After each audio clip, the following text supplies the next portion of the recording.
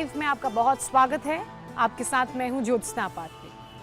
PCOS या PCOD यानी कि पॉलीसिस्टिक ओवरी सिंड्रोम या फिर पॉलीसिस्टिक ओवरी डिसऑर्डर, इसके बारे में आपने बहुत सुना होगा।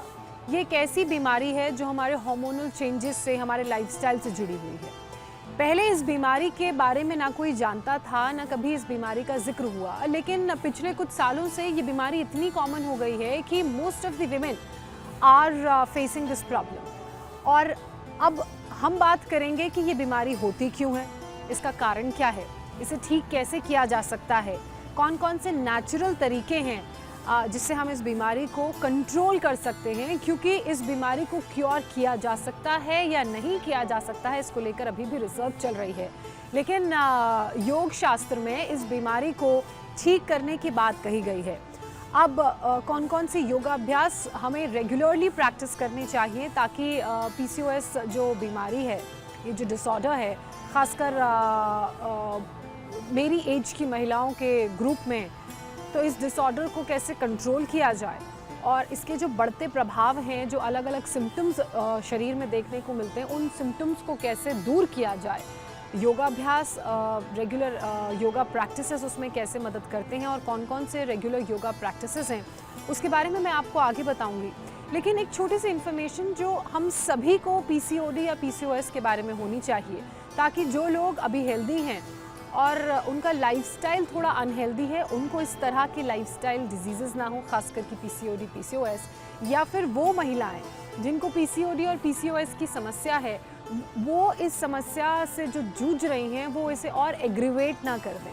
तो डूज एंड डोंट्स हम सभी को मालूम होने चाहिए।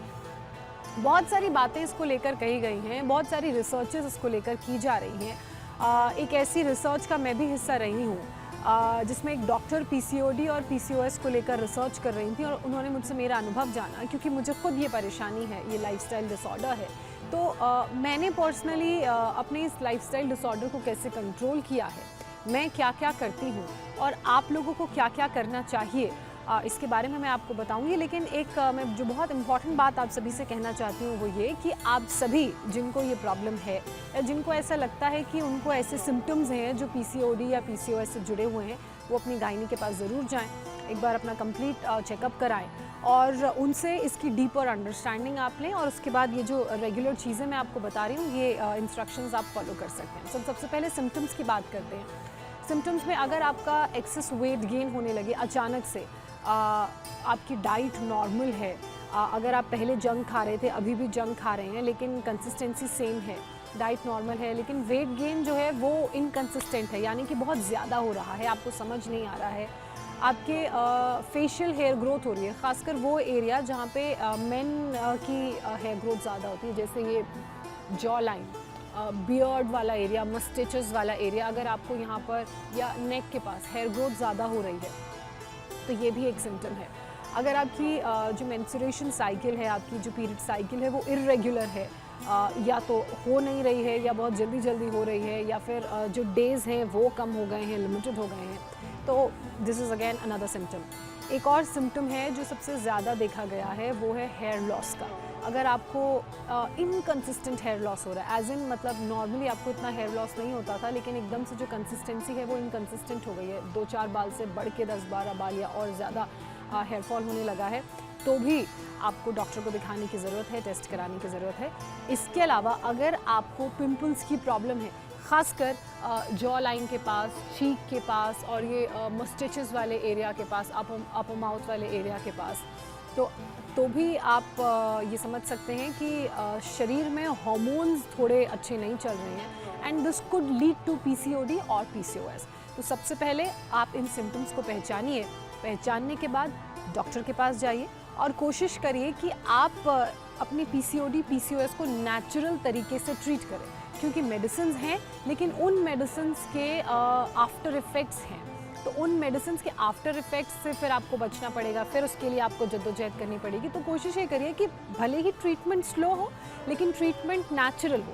तो नेचुरल ट्रीटमेंट के लिए योगाभ्यास तो करना ही है, लेकिन उसके अलावा आपकी लाइफ सिस्टमैटिक होनी चाहिए। सुबह कितने बजे उठ रहे हैं, रात को कितने बजे सो रहे हैं, खाना खाने का टाइम फिक्स है या नहीं है, 8 से 10 घंटे की नींद आप ले रहे हैं, सेम टाइम पे आप नींद ले रहे हैं या नहीं ले रहे हैं, आप क्या स्ट्रेस फ्री हैं या नहीं, और साथ ही आप जो डाइट ले रहे हैं उसमें प्रोटीन का इंटेक ज़्यादा है या नहीं, आप जो खा रहे हैं खाना या जो डाइट आप ले रहे हैं वो एंटी इन्फ्लेमेटरी है या नहीं। जो पीसीओडी या पीसीओएस के पेशेंट्स होते हैं, बेसिकली उनकी जो ओवरी होती है उसकी आउटर वॉल में छोटे छोटे सिस्ट होने लग जाते हैं, और जब हम इन सिस्ट को नज़रअंदाज करते हैं, जो हमारी बॉडी हमें सिम्टम्स देती है बीमारियों को पहचानने के, उन सिम्टम्स को नज़रअंदाज करते हैं तो वो सिस्ट बड़े होते हैं और कंबाइन होकर एक बड़ा सिस्ट हो जाता है।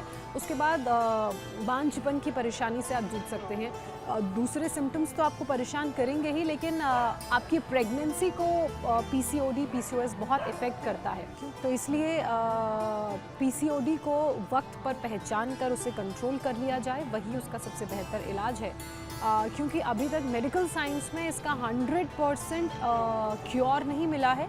इसको डायबिटीज़ की तरह कंट्रोल करने की बात ज़रूर कही जाती है, लेकिन योगाभ्यास के ज़रिए आप ये जो फ्लक्चुएटिंग हार्मोन्स हैं या fluctuating sugar level, insulin level है, उसको कंट्रोल कर सकते हैं, जिससे पीसीओडी का ख़तरा कम हो सकता है। तो कौन कौन से योगाभ्यास हैं मैं वो आपको बताऊंगी, लेकिन खाने का बहुत ध्यान रखने की ज़रूरत है। इसके अलावा स्लीपिंग पैटर्न आपका फिक्स्ड होना चाहिए, और कोशिश करिए कि आप ज़्यादा से ज़्यादा फिज़िकल एक्टिविटी करें। आप रनिंग को अपनी फ़िज़िकल एक्टिविटी में शामिल कर सकते हैं। इससे गुड हार्मोन्स रिलीज़ होते हैं। जो बैड हार्मोन्स, इस तरह के हार्मोनल डिसऑर्डर के बाद बीमारियां हमारे शरीर में लाते हैं, उनका रिलीज़ कम होता है, माइंड फ्रेश रहता है, मूड अच्छा रहता है। तो कोशिश करिए कि ज़्यादा से ज़्यादा आप नेचर के करीब रहें, अच्छी चीज़ें देखें, अच्छी चीज़ें सुनें, अपने आप को स्ट्रेस से बचाएं, अपने खाने का पैटर्न फिक्स्ड रखें, अपने सोने का पैटर्न फिक्स्ड रखें। बेसिकली आपका एक डिसिप्लिन्ड लाइफस्टाइल होना चाहिए, तो वो आपके पीसीओडी पीसीओएस को क्योर करने में, कंट्रोल करने में बहुत हेल्पफुल है। अब बात करते हैं योगाभ्यास की। कौन कौन से ऐसे योगाभ्यास हैं जिन्हें आपको रेगुलरली करने चाहिए। 5 से 6 योगाभ्यास का मैं आपको पैकेज बताऊंगी, लेकिन उससे पहले पीसीओडी की वैरायटीज़ के बारे में भी बात कर लेते हैं। पहले तो सिर्फ पीसीओडी की परेशानी सामने आई थी जिसमें वेट गेन होता था, लेकिन अब लीन पीसीओएस की भी बात सामने आई है। बहुत सी ऐसी महिलाएं हैं 18 से 20 एज ग्रुप की या 18 से 35 एज ग्रुप की। मैं तो 12 साल की एक लड़की को भी जानती हूँ जो पीसीओडी की प्रॉब्लम से जूझ रही है। अब जो लीन पीसीओएस है वो क्या है? देखिए, नॉर्मल पीसीओडी पीसीओएस में वेट गेन होता है, फिर उसका जो सबसे बड़ा फंक्शन है उसको कंट्रोल करने का, कि आप अपने वेट को कंट्रोल कीजिए, अपनी ईटिंग हैबिट्स को कंट्रोल कीजिए। लेकिन लीन पीसीओएस में जो पतले शरीर वाले लोग होते हैं, जिनकी वेट गेनिंग टेंडेंसी नहीं होती है या कम होती है, अगर उनको पीसीओडी पीसीओएस है तो उनको कैसे पता चले? तो अब देखिए, वेट वाले सिम्टम से तो पता नहीं चलेगा क्योंकि वेट गेन तो हो नहीं रहा है, तो फिर आपको बाकी सिम्टम्स पर ध्यान देने की ज़रूरत है। और क्योंकि आपकी बॉडी में वेट बढ़ता नहीं है, बढ़ नहीं रहा है, तो अब पीसीओडी पीसीओएस को कैसे कंट्रोल करें? तो उन लोगों को खासकर कोर की एक्सरसाइजेस करनी चाहिए। वो सारी एक्सरसाइजेस जिसमें आपके कोर, यानी कि ये जो एरिया है जहाँ पर ओवरी प्लेस्ड रहती है, वहाँ पर प्रेशर पड़े, उसकी एक्सरसाइजेस के ज़रिए नरिशमेंट हो, और जो ओवरीज़ के अंदर सिस्ट के रूप में फ़ैट जमा हो जाता है वो फैट कम हो। तो कुछ सिंबॉलिक आसन्स मैं आपको बता देती हूँ। ये सारे आसन्स अगर आपने इंडिया टीवी लाइव देखा होगा, हमारे पुराने वीडियोस देखे होंगे, तो बहुत दूसरी परेशानियों को भी क्योर करने में ये आसन हेल्पफुल हैं। लेकिन क्योंकि ये कोर पर इन आसनों को करने में प्रेशर पड़ता है, कोर स्ट्रेंथनिंग में भी फ़ायदेमंद होते हैं, तो लीन पीसीओएस या पीसीओएस वाले जो पेशेंट्स हैं वो भी इन आसनों को कर सकते हैं। मैं सिंबॉलिक आपको कुछ आसन बता रही हूँ, उसके बाद जो प्रॉपर 5 आसन हैं मैं वो आपको बताऊँगी। तो आप मंडूक आसन कर सकते हैं, जैसे मैं कर रही हूँ। ऐसे आपके जो हाथ हैं आपकी नेवल के पास प्लेस्ड रहेंगे, और उसके बाद आप सांस को बाहर छोड़ते हुए नीचे की तरफ जाएंगे। बैक आपकी स्ट्रेट रहेगी, शोल्डर्स आपके स्ट्रेट रहेंगे। आप 5 से 10 बार मंडूक आसन कर सकते हैं। कोशिश करिए कि 30 to 45 सेकंड्स तक आपका होल्ड रहे। इसके अलावा आप सीटेड ट्विस्ट कर सकते हैं। आपके जो हाथ हैं वो पीछे आपके हिप के पैरेलली प्लेस्ड होंगे, दूसरा हाथ आपके राइट लेग के आउटसाइड प्लेस्ड रहेगा और इसमें जो आपका कोर है वो एंगेज होगा और साथ ही आपका कोर ट्विस्टेड होगा, तो प्रेशर सारा आपके पेट पे पड़ेगा। इसके अलावा एक और आसन है जो मैं आपको सिंबॉलिक बता रही हूँ, आप कर सकते हैं, वो है बटरफ्लाई आसन, बद्धकोण आसन। तो इसमें आपके जो दोनों लेग्स हैं वो अनक्रॉस्ड रहेंगे, आपके दोनों पंजे जुड़े हुए रहेंगे, आपकी फिंगर्स ऐसे एंटेंगल्ड रहेंगे और उसको आपने अपने पंजों के नीचे प्लेस करते हुए अपने दोनों लेग्स को मूव करना है, फ्लाई करना है, ऐसे you have to flap them ऐसे। तो बटरफ्लाई आसन ये कोई बहुत मुश्किल आसन नहीं है, तो ये आप 30 to 45 सेकेंड्स तक होल्ड कर सकते हैं।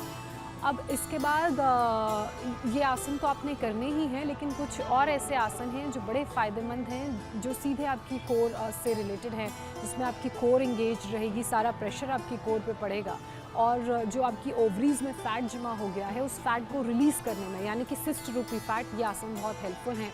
तो सबसे पहला आसन जो मैं आपको बताने जा रही हूँ वो है भुजंग आसन। भुजंग आसन के लिए क्या करना है, पहले आपने अपने लेग्स को अनक्रॉस करना है, उसके बाद पेट के बल आपने ऐसे अपनी मैट पर लेट जाना है, बिल्कुल वैसे जैसे इस वक्त मैं लेटी हूँ। आपके जो दोनों हाथ हैं आपके चेस्ट के पैरेलली प्लेस्ड रहेंगे और उसके बाद आप रिलैक्स करेंगे, आपका जो फोरहेड है वो मैट पर प्लेस्ड रहेगा।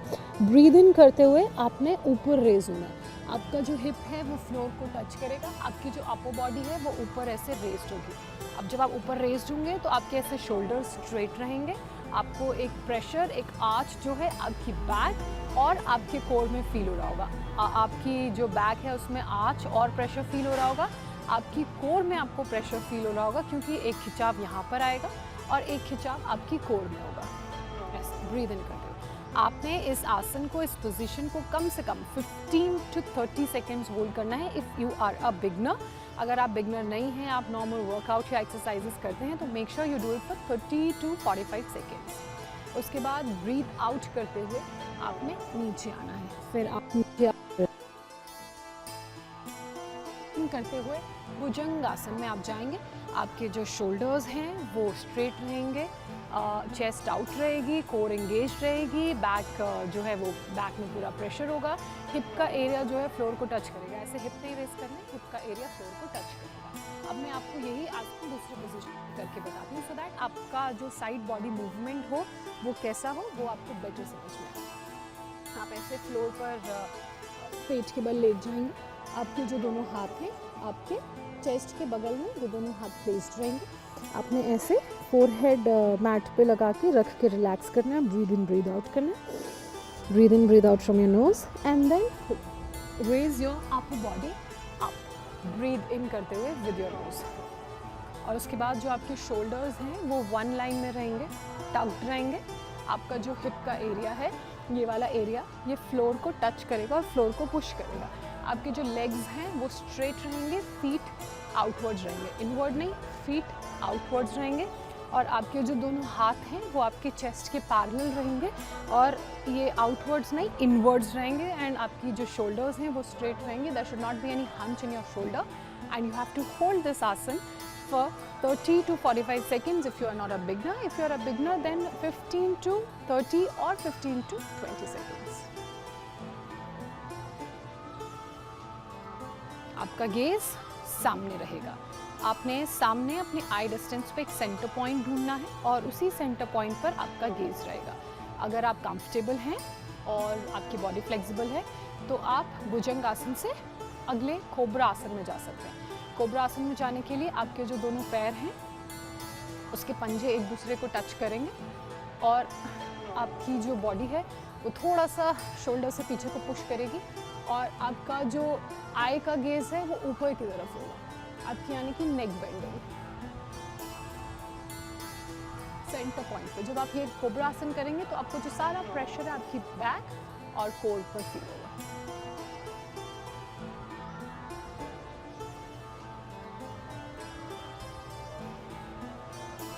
इस आसन के भी आपने 5 to 10 राउंड्स करने हैं और धीरे से ब्रीद आउट करते हुए नीचे आ जाइए।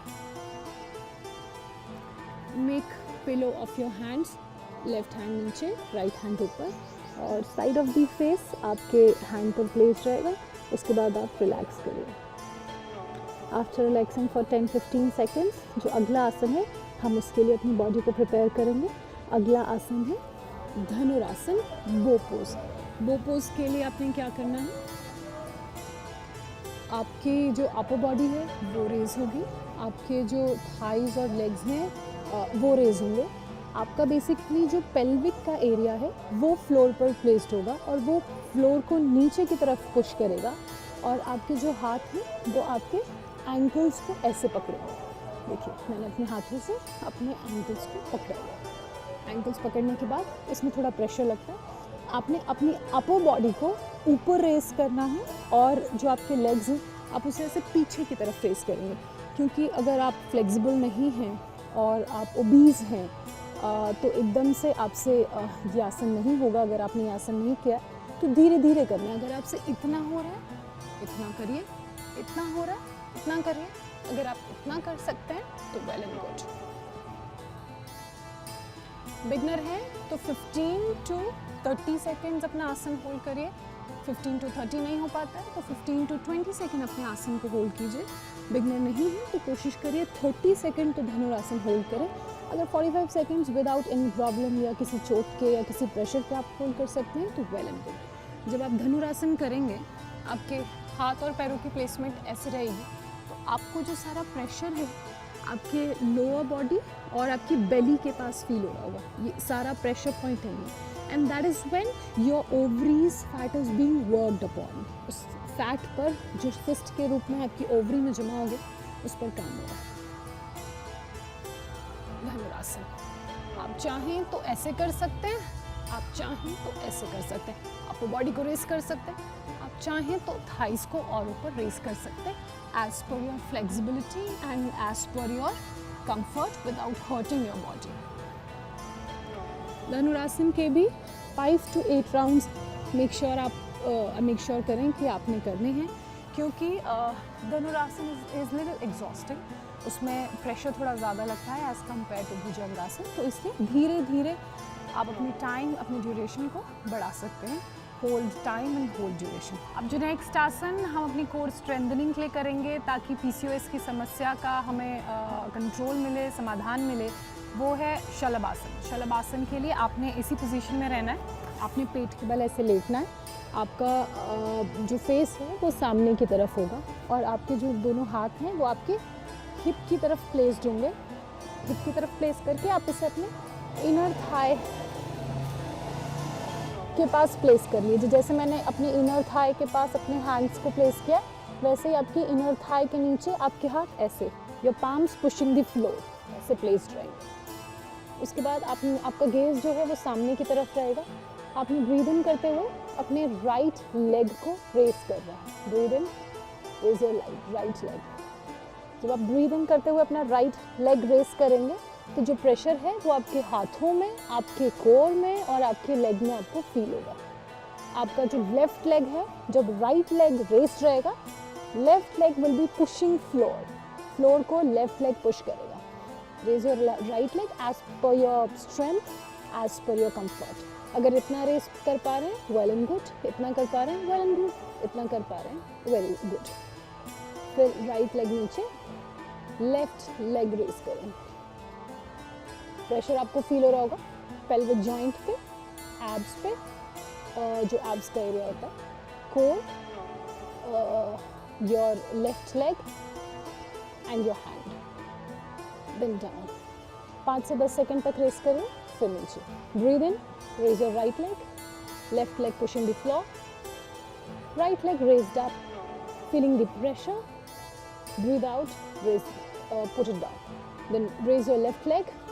Breathe in. While breathing in, to as much extent as you can, feeling the pressure on the parts of the body like your hand, your core, your abs, your pelvic joint, your leg. Breathe out, raise it, put it down. तो ये हुआ शलभासन। शलभासन के भी आप 5 से 8 या 8 से 10 rounds कर सकते हैं। This also requires some practice, क्योंकि इसमें कोर मसल सबसे ज़्यादा इंगेज होते हैं, हैंड मसल्स इंगेज होते हैं, हैंड्स इंगेज होते हैं, तो वो स्ट्रेंथ और वो फ्लेक्सिबिलिटी रिक्वायर्ड होती है। अब हम दोनों पैरों से इस आसन को करेंगे। अगेन हाथों की प्लेसमेंट वही रहेगी, आपके इनर थाई के नीचे आपके हैंड्स प्लेस रहेंगे, palms facing the floor, facing the ground. Then you look straight, shoulders touching the floor, shoulders touching the ground, facing the ground, pushing the ground, and then you will raise both of your legs like this. Hold it for 5 to 10 seconds, 10 to 15 seconds, or 15 to 20 seconds as per your comfort. Initially दोनों पैरों को race करना will be little difficult because बहुत strength और बहुत flexibility की requirement होती है। So मगर धीरे धीरे धीरे धीरे you'll feel comfortable raising both your legs. Initially दोनों legs को raise करना will be little difficult, but धीरे धीरे धीरे you'll feel difficult raising both your legs. consistency के साथ flexibility और strength भी body में आती है, और जब आप ये आसन करेंगे तो the effect and the benefit will be double. सीधे कोर पे राइट और लेफ्ट लेग की तरफ से प्रेशर जाता है, so that is more helpful for strengthening core, for the strengthening of your arms and strengthening of your back. अब इसके बाद जो अगला आसन मैं आपको बताने जा रही हूँ, नवासना, नौका आसना यानी कि बोट पोज। तो उसके लिए सबसे पहले आप पीठ के बल लेट जाइए, पेट के बल से पीठ के बल लेट जाइए जैसे मैं लेटी हुई हूँ। आपके जो दोनों हाथ हैं वो आपके हिप के साइड में प्लेस्ड रहेंगे। बहुत ही आराम से, बहुत रिलैक्स्ड आपने लेटना है। उसके बाद सबसे पहले आप अपने दोनों लेग्स को ऊपर रेस कीजिए। रेस करने के बाद आपने इसे होल्ड करना है, and after few seconds when you are comfortable holding it, आपने अपनी अपर बॉडी को भी ऊपर रेस करना है। ऐसे आपने ऐसे नहीं करना है, अगर आप ऐसे करेंगे तो कोर पे प्रेशर कम हो जाएगा। जितने नीचे आपके पैर और हाथ ज़मीन से रेज्ड रहेंगे उतना ज़्यादा आपको प्रेशर फील होगा। अब मेरे साथ ये आसन करते हुए आप प्रेशर फील कीजिए।